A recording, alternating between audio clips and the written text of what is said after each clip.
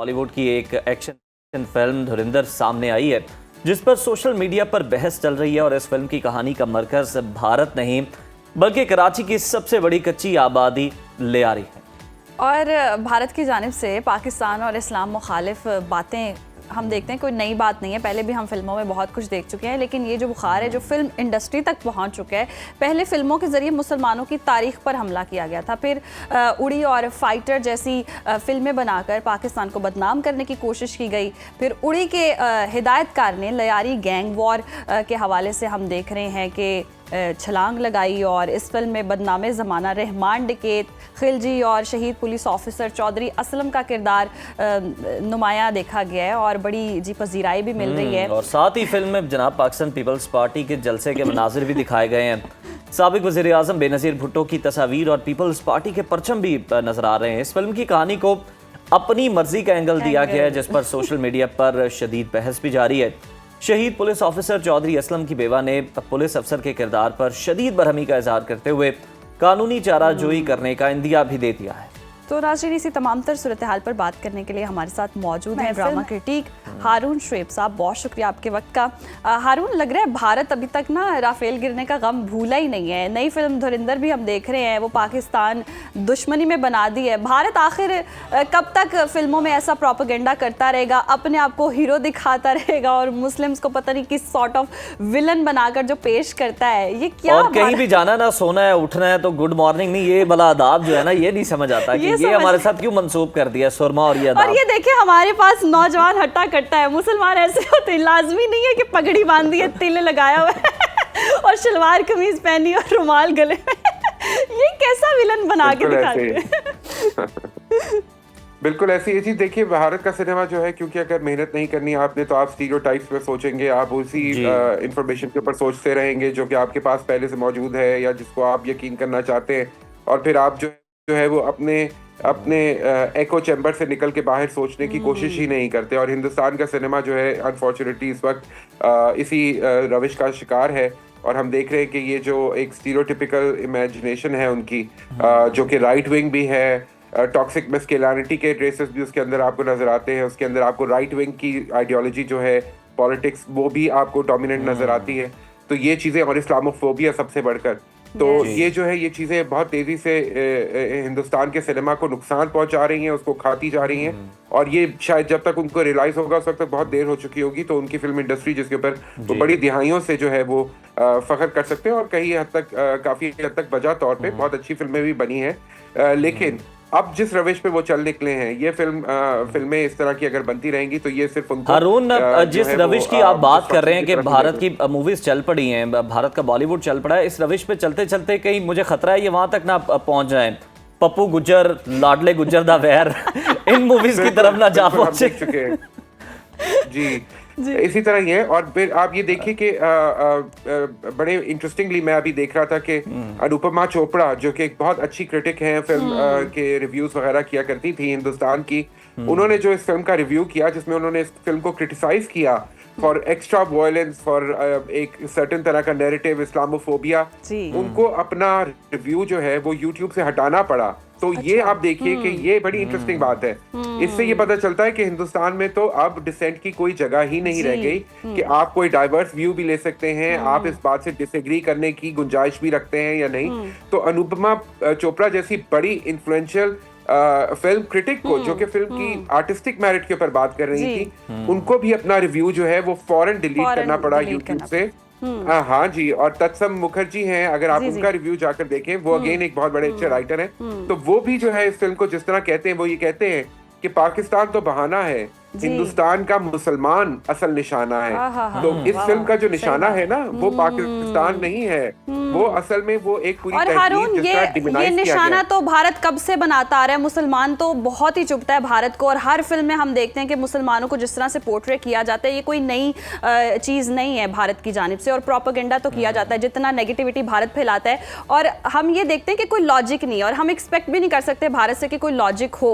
जितनी भी वो चीज़ें हैं ना, जहाँ हम जीते भी होते हैं, हर महाज पे तकरीबन हम जीते होते हैं, और ये फिल्मों में हमें हारा हुआ दिखाते हैं। मैं यही कहता जी, रहमान डकैत को इन्होंने दिखाया है और जी। बाकी पाकिस्तानी कैरेक्टर्स दिखा रहे हैं, उसके अंदर चौधरी असलम साहब का आपने जिक्र किया, तो फिर इसके अंदर कुलभूषण यादव को भी दिखा देते, इसके अंदर अभिनंदन को भी दिखा देते, इसके अंदर वो राफेल त्यारे जो गिरे हैं वो भी, उनका भी जिक्र हो जाता, तो फिर कहानी में कुछ तो सच्चाई और कुछ तो ऑथेंटिसिटी होती।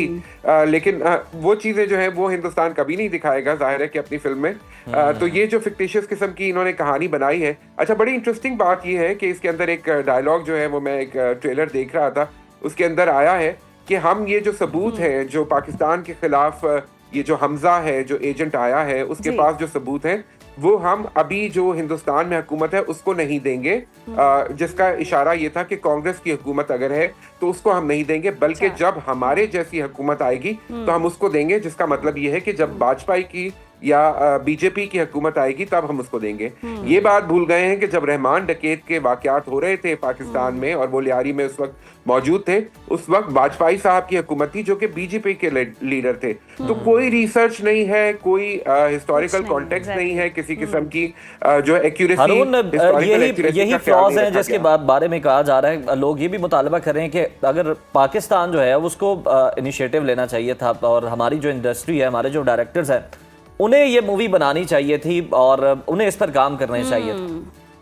देखिए जी, बिल्कुल आप सही कह रहे हैं, लेकिन मेरे ख्याल में थप्पड़ का जवाब या ईंट का जवाब पत्थर से देने से फायदा कोई नहीं है, गाली का जवाब गाली से देने से फायदा नहीं है।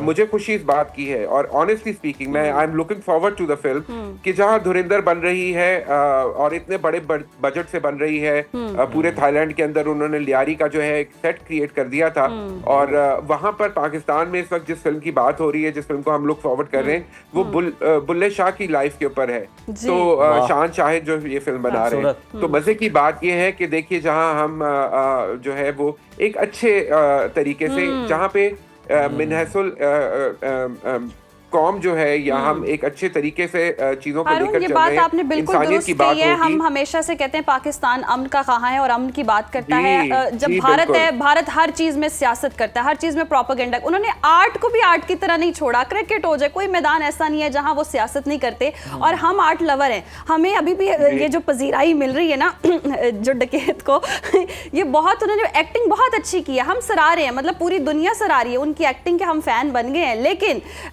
दिखाएं तो रियलिटी ना, सच्चाई दिखाएं। हम तो आर्ट पसंद लोग हैं, आर्ट को ही हम प्रमोट करेंगे। देखिए जी मैं सिर्फ ये कहना चाहूंगा कि देखें, आर्ट बिल्कुल अच्छी बात है, बहुत खूबसूरत एक्टिंग है उनकी, और फिल्म का मेरिट जो है वो इस हवाले से कि जी फिल्म की क्वालिटी क्या है या उसका स्केल कितना बड़ा है, वो सब बातें मानने वाली हैं। लेकिन आप ये भी देखिए कि उस फिल्म का आपकी सोसाइटी पे या आपके व्यूअर्स के ऊपर असर क्या हो रहा है। हम देख रहे हैं एनिमल फिल्म आई और उसके बाद यहाँ तक हिंदुस्तान के अंदर जिस तरह डिह्यूमनाइजेशन की जा रही है, जिस तरह वायलेंस को बड़ी स्क्रीन पर दिखाकर लोगों की सेंसिटिविटीज को जो है नम किया जा रहा है, जिस तरह खून गोर ये चीजें दिखाई जा रही हैं, इससे क्या कहाँ ले जाना चाह रहे हैं वो अपने अवाम को। आप देखिए कि जिस तरह छावा फिल्म थी, जिस तरह अभी ताजमहल के ऊपर इन्होंने फिल्म बनाई, पॉलिटिक्स को के अंदर क्या नैरेटिव सेट करने की कोशिश करें, डिवाइसिव पॉलिटिक्स, लोगों को तोड़ने की बात, अपनी सोसाइटी का नुकसान कर रहे हैं जी। मेरे ख्याल में इससे जिस तरह मैंने पहले कहा कि पाकिस्तान तो बहाना है, असल में वो ये एक अपनी एक बहुत बड़ी कम्युनिटी जो है, मुस्लिम कम्युनिटी। अरुण, चले ये तो इनका सिलसिला है, इसको जारी रखे हुए हैं, पता नहीं किसको हीरो बना के ये पेश कर रहे हैं। हालांकि अगर हिस्ट्री उठा के देखें तो 13 साल की कम उम्र में पहला मर्डर है, तो ये तो वायलेंस को प्रमोट करने वाली बात है। चले, अब मूवी को हमने डिस्कस कर ही लिया तो कुछ कैरेक्टर्स की बात कर लेते हैं। अक्षय खन्ना को लोग बड़ा अप्रिशिएट कर रहे हैं कि जनाब कमबैक ऐसा होना चाहिए, लेकिन लोग भूल गए हैं कि कुछ ही देर पहले जो उन्होंने औरंगजेब का किरदार अदा किया था वो भी बड़ा जबरदस्त था। अच्छा, रणवीर का गेटअप बड़ा अच्छा है, लेकिन उनका रोल क्या है जरा उसके हवाले से भी बता दें लोगों को, लोग बड़ा जानना चाह रहे हैं, क्यूरियस। जी बिल्कुल, हमजा है जी उनके कैरेक्टर का नाम। अच्छा। जो कि अगेन बड़ा एक इंटरेस्टिंग तरीका उन्होंने लिया, हमजा अली मजारी के नाम से वो कैरेक्टर है जो कि हिंदुस्तान का एजेंट है और वो पाकिस्तान आता है। तो मैं बड़ा इस नाम के उसके ऊपर भी बड़ा इंटरेस्टिंग उन्होंने एक ये एंगल निकाला है। तो मुझे नहीं पता कि वो हिंदुस्तान में क्या कर रहा था और वो कैसे वहाँ का एजेंट बनकर पाकिस्तान में आया, लेकिन बड़े मजे की एक मैं मीम देख रहा था जो रणवीर के हवाले से थी, वो ये थी कि पाकिस्तान में एजेंट भेजा है तो उनको पता होना चाहिए कि पाकिस्तान में लोग नहाए धोए होते हैं, तो इस कैरेक्टर को भी जरा नहला देते क्योंकि बहुत ही मैले लग रहे हैं Ranveer. With all due respect, वो बड़े अच्छे किरदार करते रहे हैं पहले और अच्छे लगते हैं स्क्रीन पे, मैं लेकिन यही इस तो फिल्म में समझाना चाह रही हूँ कि throughout पाकिस्तानी लोग बहुत साफ सुथरे, इतने मैले कसमेले क्यों दिखाते हैं? हम ऐसे नहीं है ये इतना भारत में। मैला क्यों दिखाया है?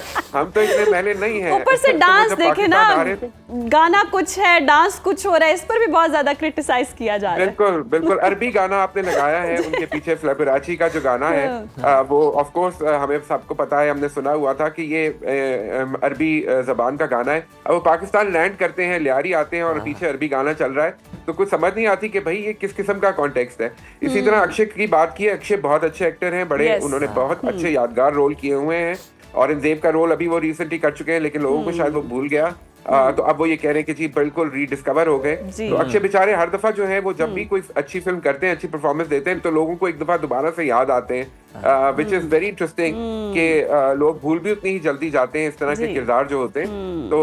तो लेकिन ये है कि इसमें रहमान डकैत का कर रहे हैं, अब चौधरी असलम का किरदार जो है वो संजय दत्त कर रहे हैं, जिसके ऊपर उनकी चौधरी असलम की जो बेवा है नौरीन साहिबा, उन्होंने उसके ऊपर बात भी की है कि अच्छा मुझे रिजेम्बलेंस बहुत लगी, बहुत खूबसूरत गेटअप है और चौधरी असलम से बड़े मिलते जुलता सा संजय दत्त का जो गेटअप हुआ है।